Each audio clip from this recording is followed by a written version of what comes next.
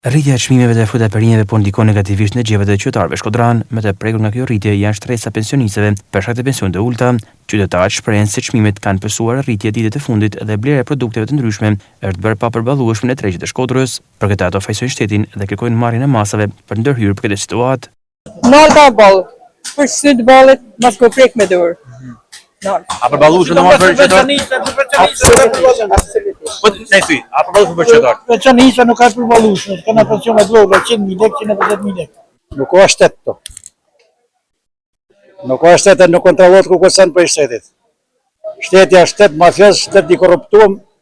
Shimet janë çetë se pensione nuk ka, punë nuk ka, siguri nuk ka.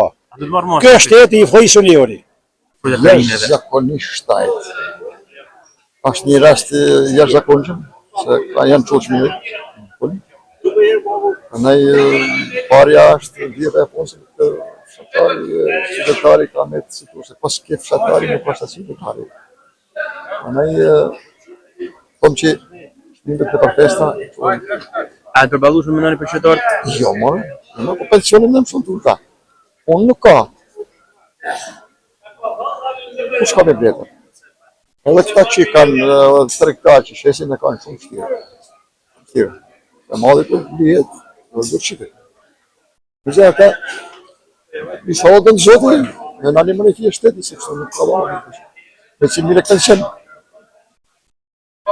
Nuk përbalohet. Inshallah kanë zotin për veti. I fije më shtrejt është standardi. A Qa përballueshme? shef i dit, nuk e shef i dit tjetër. A përballueshme për ju? Për pensionistët ja. Nga ana tjetër dhe për tregtarët ka rënje të fuqisë blerëse për shkak të pamundësisë së qytetarëve për të blerë.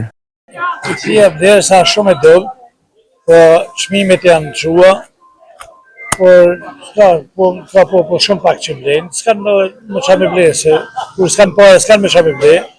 Mirë po, bashkia ka bërë punën e vet shumë të mirë, ka bërë tregun e mirë.